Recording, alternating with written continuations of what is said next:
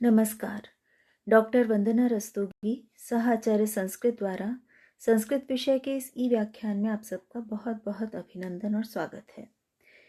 आज के व्याख्यान में हम महाकवि कालिदास द्वारा विरचित कुमार संभव महाकाव्य के प्रथम सर्ग का अध्ययन करेंगे, जिसमें हिमालय वर्णन नामक प्रसंग के अंतर्गत कालिदास हिमालय के उच्च शिखरों, धातु संपदा इत्यादि का सरस निरूपण कर रहे हैं।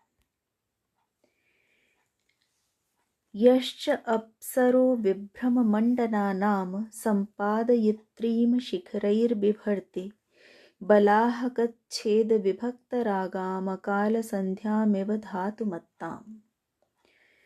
पद्य का अन्वय इस प्रकार से है।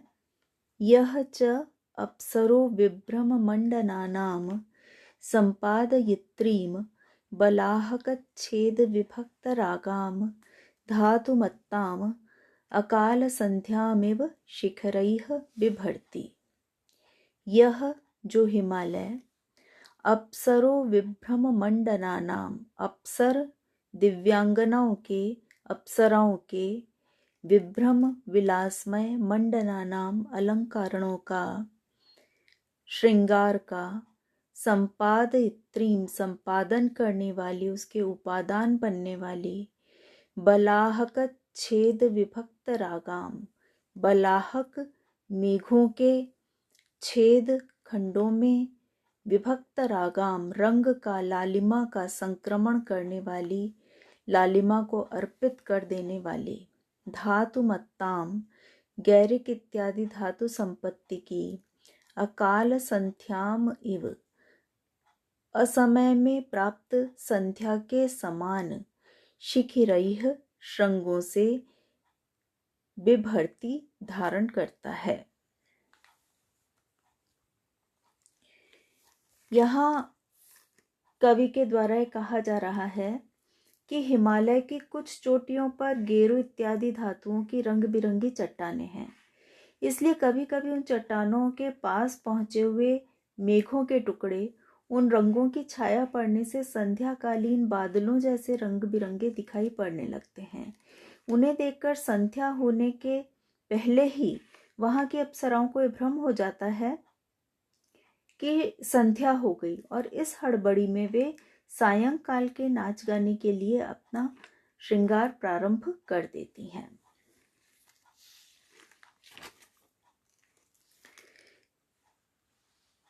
यहाँ पर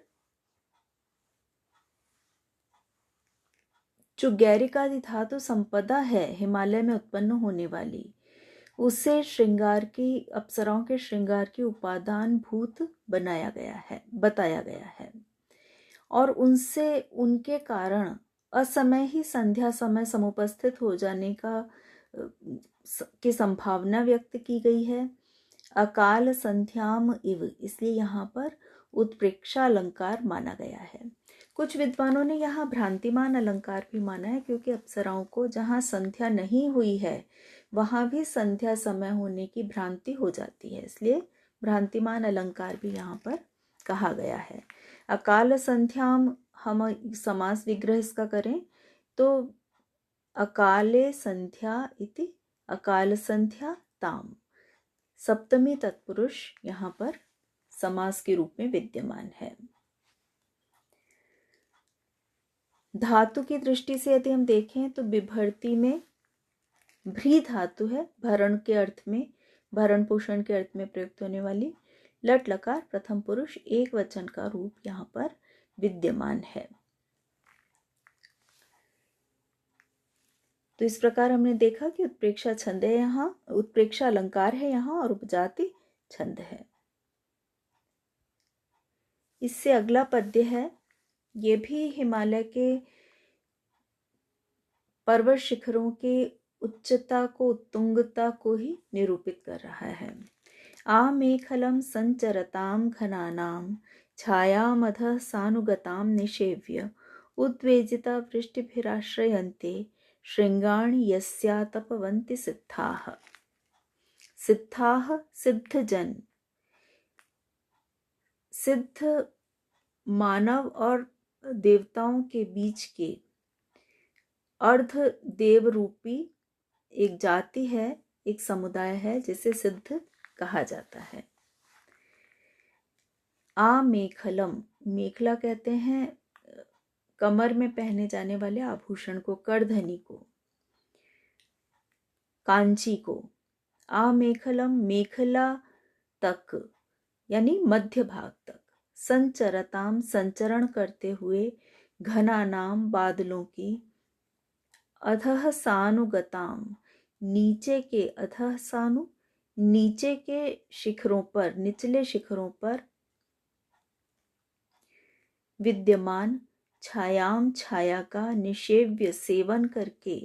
वृष्टि भी उद्वेजिता, वर्षा ऋतु से उद्वेजित होने के कारण, परेशान होने के कारण, पीड़ित होने के कारण। यस्य, जिसके, आतपवंती, आतप से युक्त स्थानों तक। श्रृंगाणि आश्रयन्ते, ऐसे श्रृंगाणों, ऐसे श्रृंगों का, ऐसे शिखरों का आश्रय ले लेते हैं। हिमालय में विचरण करने वाले, निवास करने वाले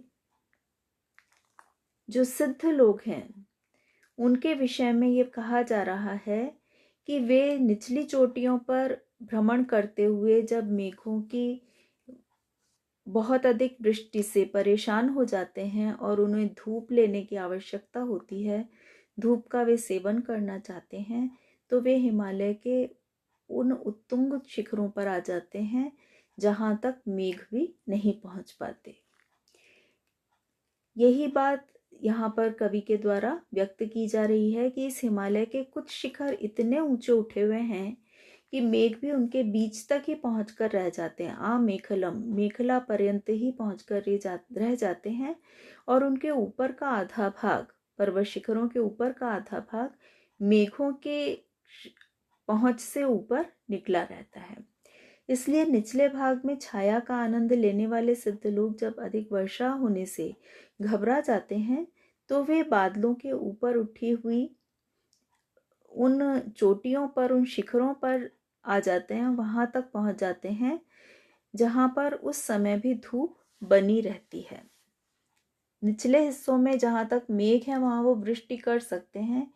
तो सिद्ध जन जो कि दिव्य क्षमताओं से युक्त हैं, वो मेघों के स्तर से भी और अधिक ऊंची जो पर्वत शिखर हैं, पर्वतों की चोटियां हैं, वहां तक आ जाते हैं।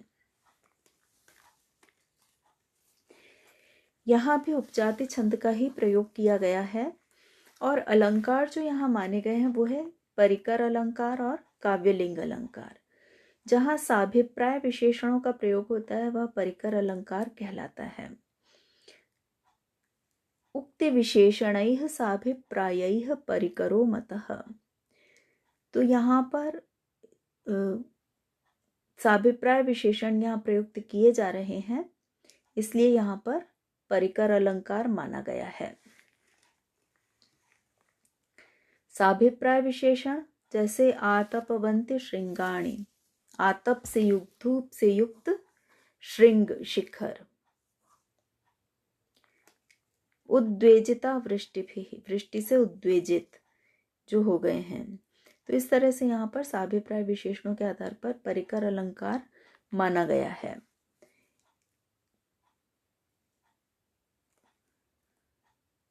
समास यदि हम देखें तो आमेखलम, मेखलाम अभिव्याप्य, अव्ययी भाव समास यहाँ पर विद्यमान है। संचरताम का प्रकृति प्रत्यय देखिए, समुपसर्ग चर धातु क्षत्रि प्रत्यय और उसका षष्ठी बहुवचन का रूप है संचरताम। निषेव्य नि उपसर्ग सेव धातु और त्वा ल्यप प्रत्यय, ल्यप प्रत्यय यहाँ पर विद्यमान है। धातु से ल्यप इसलिए किया गया है क्योंकि धातु के पूर्व में उपसर्ग अवस्थित है। आज के व्याख्यान में इतना ही विद्यार्थियों, धन्यवाद।